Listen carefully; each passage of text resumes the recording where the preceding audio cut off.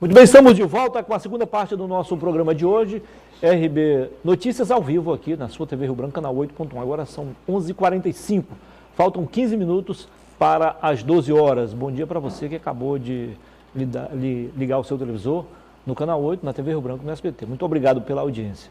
Tá? Nós temos aqui o apoio do Arasuper e também do Araújo Mix, além do Instituto Medprev, tá? Que juntamente com o laboratório Vital Brasil e também da Clínica Vital Brasil estão de mãos dadas, né, para ajudar você nesse período mais difícil da nossa história, né, no que se refere à saúde, essa pandemia do coronavírus, a doença que os chineses inventaram. 11h46 agora, vou dar uma dica para você. Você quer se livrar do coronavírus? Quer evitar ser entubado? Quer mais ainda uma renda extra? Ligue para mim depois do programa, 999-515255, eu vou dar para você uma dica, ok? Bom, vamos falar em política. Deputado Roberto Duarte Júnior, pré-candidato à Prefeitura de Rio Branco pelo MDB, também presidente regional do partido. Seja bem-vindo, bom dia. Bom dia, Muniz, bom dia a todos os telespectadores que nos assistem nesse momento. É sempre um prazer recebê-lo aqui no programa. Um prazer, uma honra para nós estarmos aqui mais uma vez para um bate-papo. É importante, você é uma pessoa muito inteligente, uma pessoa que faz as perguntas de forma mais correta e imparcial possível. Muito obrigado. E isso nos deixa muito à vontade de responder tudo e deixar a nossa população cada vez mais informada, Muniz. Parabéns você muito pelo seu programa aqui. Assim você... Vou pedir um aumento salarial. merece. Legal. Deputado, antes de fazer as perguntas, de fato, eu vejo aí que, a exemplo do governador, o senhor perdeu quilos aí, né? Você está bem mais... eu estou procurando manter a forma, né? O senhor está trabalhando mais na pandemia? Não, até a gente fica mais tempo em casa, né? Sim. Por conta dessa distanciamento social. E acaba até comendo mais, Muniz. Mas o que acontece? Mas quando você come mais, você come de vez em quando, então... É isso mesmo. Perde Perfeito, é isso mesmo. A gente não come só naquelas 3 vezes ao dia, né? Você acaba comendo 6 vezes ao dia, então... Aí vai diminuindo a quantidade de comida, é verdade. Você melhora, então, o metabolismo fica mais rápido, né? E agora a gente, nessas sessões remotas da Assembleia Legislativa, por exemplo, essa semana, Muniz, nós tivemos uma sessão aí com quase 12 horas de sessão. Engraçado, deputado, é que, apesar de tudo, o Legislativo não sofreu nenhum prejuízo com isso, né? Não, a gente está conseguindo manter as votações, manter os projetos de leis em dias, né? Tudo que o Executivo manda para o Legislativo, mesmo que haja concordância ou não, por exemplo, da base de sustentação, da oposição e dos independentes, a gente leva à votação. O importante é dar encaminhamento, né? Celeridade dentro do Legislativo para que o governo possa fazer o trabalho que ele vem desenvolvendo no estado do Acre. Né? E a Assembleia tem apoiado isso integralmente. Claro. Deputado, é muito fácil, é muito cômodo romper com o governo no final, né? Justo. Difícil é fazer como você fez no início. No primeiro dia. O senhor não se arrependeu em momento algum disso? Em nenhum momento. Em nenhum momento, por quê? Entendemos que o nosso mandato independente, ele é em prol da defesa dos interesses da nossa população. E é isso que a gente foi eleito. Muniz, eu fui eleito pela população, não foi pelo governo. A população que me elegeu, ela espera o meu trabalho. E eu espero dar o meu trabalho a ela. A população, não o governo do estado. Aonde eu puder ajudar o governo, aonde eu puder elogiar o governo, aonde eu tiver que criticar o governo, eu vou estar fazendo de consciência tranquila. Você está convicto que está fazendo aquilo que... De forma correta. Eu, pelo menos, uma coisa eu posso afirmar à população, você sabe, Muniz, e a população sabe disso, eu nunca tive nenhum cargo nesse governo, não quero cargo nesse governo para apoiá-lo. Quando eu estou apoiando o governo, e aqui eu posso citar um dos maiores problemas que o governo teve, que foi a reforma da Previdência, eu apoiei, porque fiz de consciência tranquila. Entendeu? Então, quando a gente tem que apoiar, a gente apoia tranquilamente. Quando tem que criticar, construtivamente eu faço. Muniz, nunca as pessoas vão ver o Roberto criticando por criticar. Alguns podem dizer que é politicagem, alguns podem dizer que só critica, mas a gente faz as críticas sempre trazendo as sugestões de melhoria. Claro, é isso que é o nosso trabalho. É o que o senhor diz, o senhor, em alguns momentos, o senhor acaba ajudando mais o governo do que quem está votando a favor. Muitas vezes eu disse isso ao próprio governador. Governador, e eu sou mais amigo seu. Como é que ele reage? Não, ele gosta, ele sabe da nossa realidade. A gente, graças a Deus, não afetou a nossa amizade pessoal, a política. Né? Ele respeita o meu posicionamento e isso é muito importante, isso é legal da parte dele, eu o parabenizo por isso, certo? E ele sabe que eu sou mais amigo dele do que muitos que estão ao lado dele. Sim. Porque muitos que estão ao lado dele, sendo beneficiados com cargos, estão falando mal dele. Ano passado... E eu não falo mal do Gladys Camelim. Entendi. Eu falo quando tenho que criticar o governador do estado do Acre. O senhor não critica ele, sim a ação. Sim. Ano passado, numa dessas votações aí, que o senhor acabou questionando e tal, fez algumas críticas ao governo, algumas críticas pontuais, a mãe do governador, dona Olinda, acabou reagindo e também fez algumas críticas ao senhor. Sim, sim. Como é que o senhor reagiu diante de tudo isso? Natural demais. Quem está na política, quem tem cargo público, tem que saber receber as críticas. Tem que saber transformar as críticas negativas em críticas construtivas. Eu nunca me vitimizei. Nunca vou me vitimizar, porque não é o meu papel, eu não consigo fazer isso. Então, quando eu recebo uma crítica e ela é negativa, Muniz, eu transformo essa crítica em construtiva. Entendi. Eu busco ela para melhorar a minha atuação. Dentro da crítica negativa, a gente busca um crescimento dentro daquilo, entendeu? Então eu busco melhorar. Eu concordo com todas as críticas. Até as críticas piores que existem dentro daquelas negativas, eu tento transformar elas em positiva para mim. Entendi. Para eu ser uma pessoa melhor. Para eu ser um político melhor. Eu busco isso. Atualmente, o seu partido está saindo do governo, está desafiando. Mas, então agora ficou mais cômodo para o senhor. Mas no início, quando o partido ainda era governo e o senhor tinha uma posição independente, como é que era internamente a sua convivência? O MDB, graças a Deus, foi um partido muito democrático. Sempre foi muito democrático, sempre respeitou o posicionamento dos seus parlamentares, tanto na esfera municipal, quanto na esfera estadual e na esfera federal. O MDB escuta os seus parlamentares. E isso que me fez me tornar um MDBista de coração. Por quê? Porque é um partido democrático, que respeita as opiniões.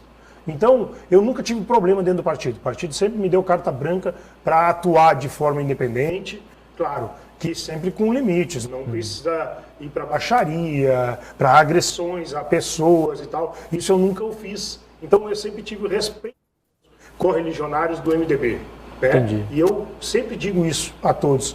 Eu agradeço a todos os MDBistas, agradeço a população de ter nos dado esse mandato de deputado estadual e eu tento retribuir o meu trabalho. Entendi. Na sessão de quarta-feira, depois de algumas polêmicas, e não era para ser diferente, o projeto de lei que institui o Instituto de Saúde do Acre foi aprovado, o IGES-Acre. Como é que o senhor se posiciona em relação a isso? O senhor acha que essa seria a melhor saída mesmo? O que ele pode representar de bom? Eu entendo que lá na época que o ex-governador Sebastião Viana, do PT, apresentou esse projeto, eu já me manifestei, eu era vereador do município de Rio Branco, e já me manifestava contrário a essa terceirização ou quarteirização da saúde. Eu entendo que essa não é a forma. Nós sempre defendemos na campanha que dinheiro tem, e eu defendendo o governo Gladys Camelim dizia, dinheiro tem. O governador Gladys Camelim ia na televisão e dizia, dinheiro tem, o que falta é gestão. Aí hoje... Aí o governador estava criticando ele mesmo, então, né? Hoje nós estamos admitindo que nós não sabemos fazer gestão. Olha que absurdo.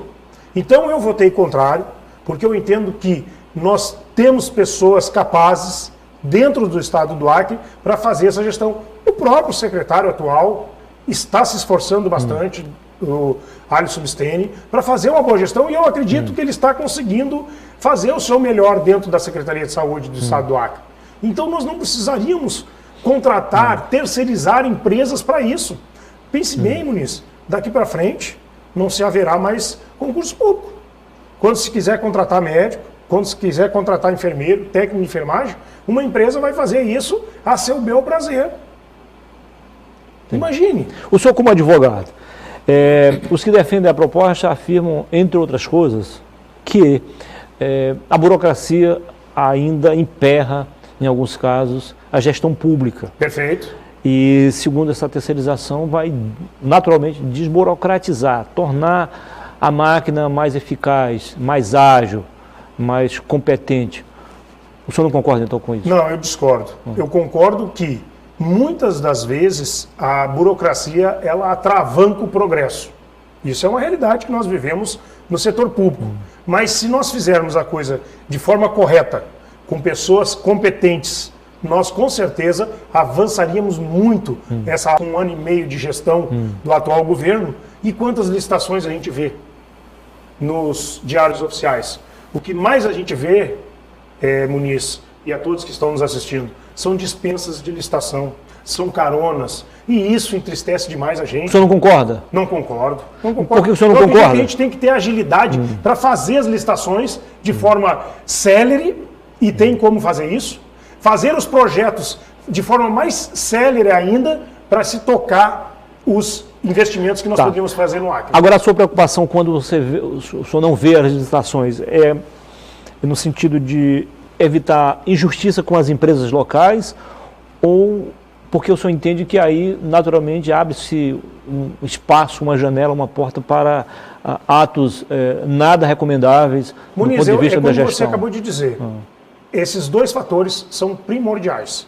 Quando se dispensa uma licitação, primeiro a gente não sabe quem vai ser contratado e como vai ser contratado e de que forma essa empresa foi escolhida para ser contratada. Não há muita transparência aí, não. É isso? E a segunda questão é que muitas das vezes nós estamos vendo a realidade no estado do Acre, as nossas empresas locais estão sendo preteridas em detrimento de empresas de outros estados. A gente deixa de aplicar o dinheiro que nós recebemos aqui no nosso estado, nos nossos municípios, a gente deixa de investir na gente mesmo. Ou seja, prejudica a nossa economia. Com certeza, a gente contrata empresas de fora, ou seja, a gente gera emprego, renda e impostos em outros estados com o nosso dinheiro. Entendi. Entendeu? Então isso é muito ruim para o nosso estado, é muito ruim para os nossos municípios.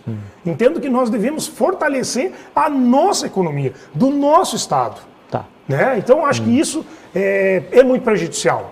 Na semana passada, deputado, o governo prorrogou até o dia 15 deste mês o isolamento social. Perfeito. E com ele o fechamento, a manutenção do fechamento do comércio, da indústria, da prestação de serviço. Qual é a sua opinião sobre isso? Olha só, Muniz, eu concordo com o distanciamento social.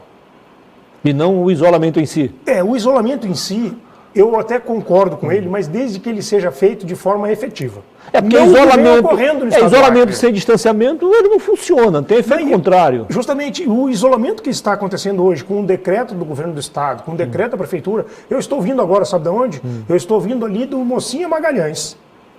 O comércio está todo aberto, está funcionando. O bairro da periferia da Rio Branco.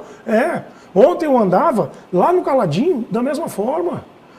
Antes de ontem, a semana passada, antes de uma viagem que eu fiz no interior, eu andava lá na Baixada da Sobral, também está da mesma forma. Então, ou seja, eu acho que a gente poderia criar um regramento de distanciamento social, educativo, não repressivo, então você tem mas razão. Educativo à população, para que a gente possa retornar às atividades de forma a educar a nossa população a viver com esse novo momento. Eu acho que eu entendi o seu posicionamento. O senhor acha o seguinte, como eles estão lá de forma clandestina, diante do decreto, eles não estão cumprindo as normas. Algumas pessoas não, ou seja, muitas não. Então, se abrir de forma educada... respeitando o distanciamento social, seria bem melhor. Respeitando as normatizações da Organização Mundial de Saúde, nós poderíamos ter hoje a nossa economia retornando, porque ela está praticamente totalmente parada, nós teríamos ela retornando de forma gradual e segura. Entendi. Gradual e segura.